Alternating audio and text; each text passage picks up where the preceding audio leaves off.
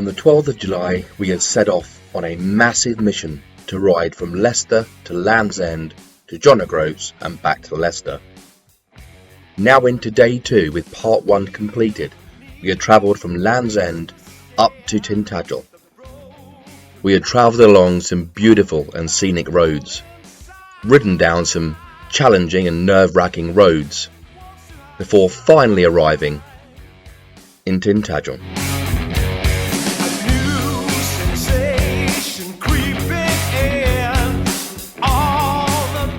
So with part 1 complete, and with 92.1 miles-ish covered, we were now on to the second half of the day, travelling up towards the beautiful Exmoor National Park with about 101 miles to go, and still around about 2,600-ish for the entire trip.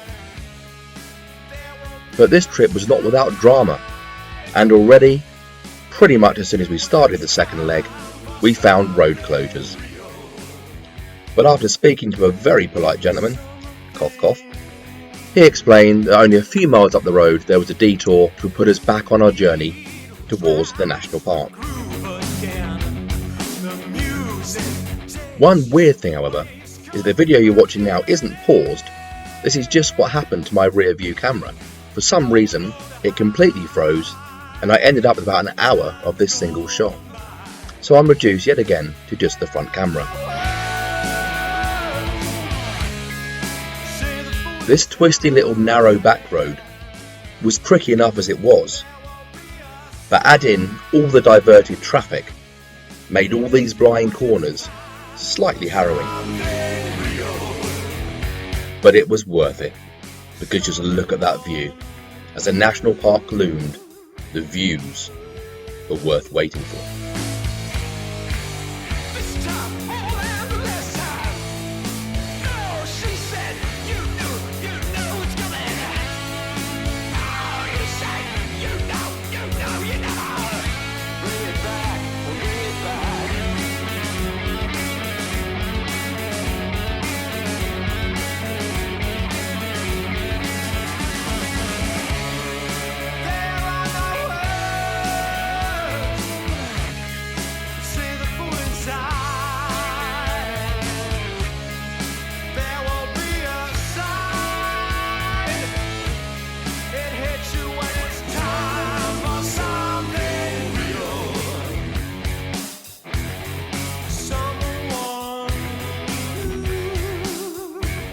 A little further down the road we found this poor little sheep in the road. I'm not entirely sure what may have happened to it, possibly hit by a car. We slowed down to consider helping, but A, we know that farmers can be a little bit volatile in these areas, and B, none of us are vets, so other than move it off the side of the road there wasn't a lot more we could do. So sadly and reluctantly, we left the little lamb to its own fate and continued our journey.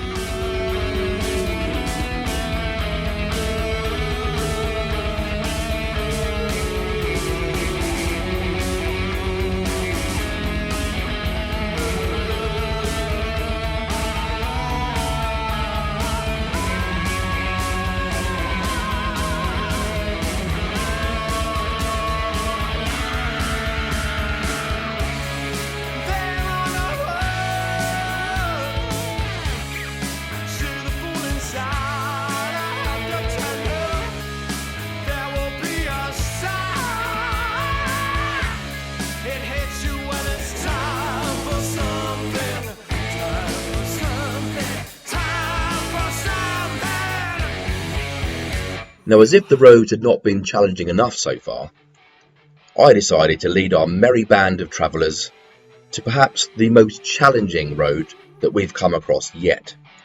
Now, I knew there'd be far bigger challenges to come, with Gospel Pass, Applecross or Blacknabar, and in fact most of the roads in Scotland. And I knew these would be a challenge, so I thought I would take us on a little bit of a twisty, steep challenge.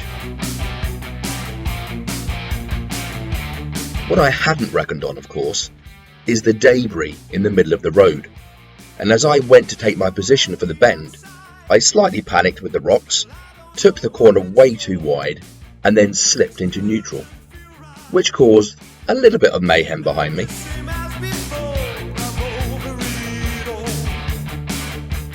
So very quickly, I sorted out my gears and decided to leg it, hoping that everyone else would make the corner behind me. And I'm sure underneath those helmets they were all cursing and muttering my name. But you know what? Check out that view. I think it was worth the carnage.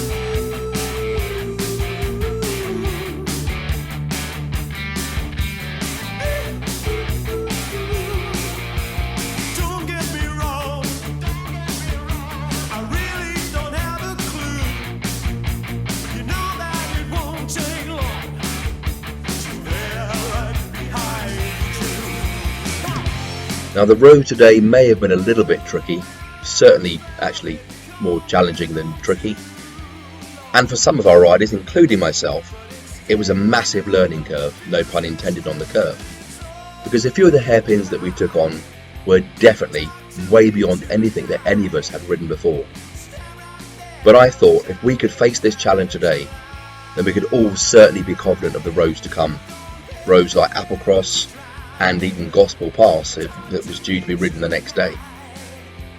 And despite a few scuffs and a few ripped panniers, we all made it through safe and sound.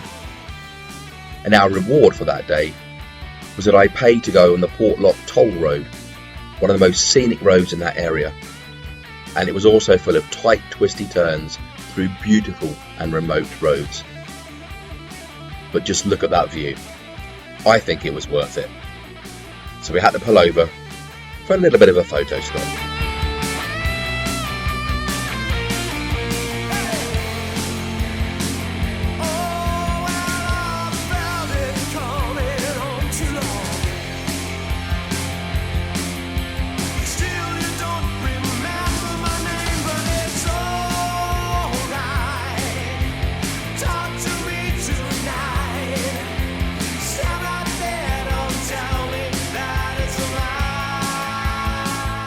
The Portlock Toll Road was a perfect end to the day.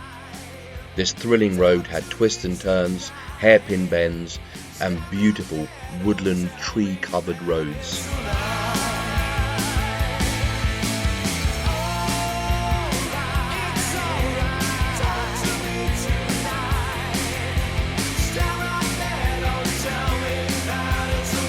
These last few twisty roads proved to be the perfect end to a brilliant yet challenging day.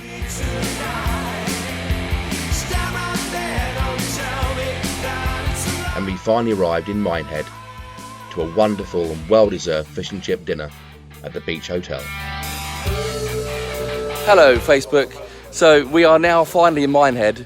Sorry there wasn't a video in Tintagel. Amazingly, there was absolutely no signal, and to be honest we all just kind of collapsed because it's been a hectic day.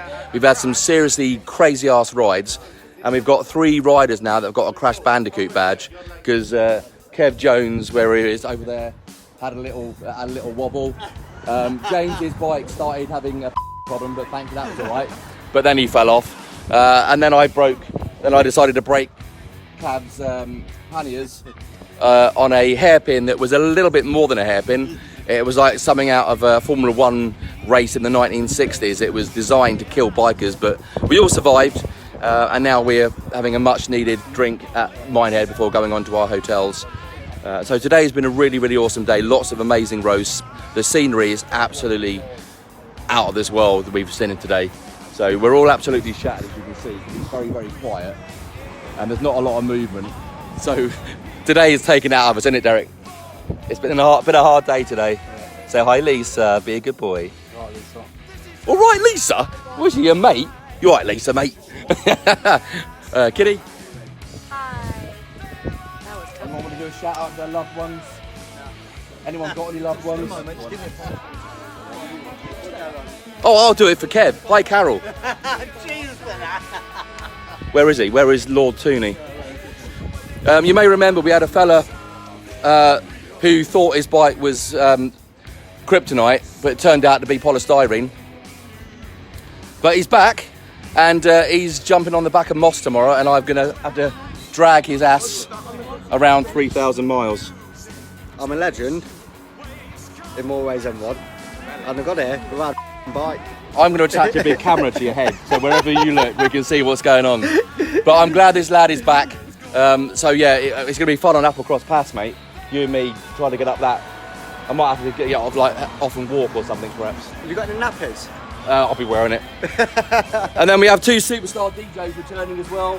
The Viking and Mummy Rock, or Rock Mummy, I can't remember which way round it was. So we're actually complete as a family again. It was what? I think it was Rock Mummy. I think it was Rock Mummy. Yeah. So yeah, we're like a complete family again. The only one we're missing, sadly, is Matty and Simon. So I hope you boys are well out there. I'm going to go and have a drink. Can he go in the car? Not a chance, Jan. That car is so full of crap, it's unbelievable. Mum says, can Tooney go in the car? No, the car is just full of because the roads are getting a bit crazy, everyone's like, can I put stuff in the car? So yeah, no. Hi, Lewis. I've messaged you, Mum, by the way. Oh, I was expecting some kind of reply then. Maybe I'm just too hopeful of... There is a delay. Yeah, that's true. But anyway, I'm going to go and have a drink because my voice is cracking. Bye, everybody. This one did amazing driving today, by the way. Mum, you'll be very proud of her. Really crazy hairpin bends, but is alive and smiling. And has been up every morning as well. Roof box. Hey, that's an idea. Tooney, you're going in the roof box, fella. My mum suggested you go on the roof box. I get to sleep as He's up for it. We can whack a pillow in there and Tooney be happy. Shout out to PJ as well. We're looking forward to seeing you on Friday. Nick, Banks and Lynette, we're seeing you. And Roxanne. We're seeing you 16th, 17th. Roxanne is Here, currently in the but hotel, isn't she? She's at her mum's. At her mum's, yeah. So well done today for you. I know it was a bit of a struggle. And Will. And Will for his in-depth knowledge of the area. He saved our bacon by finding us a nice coffee shop. So yeah, rock and roll, time for a drink. See you later, rockers.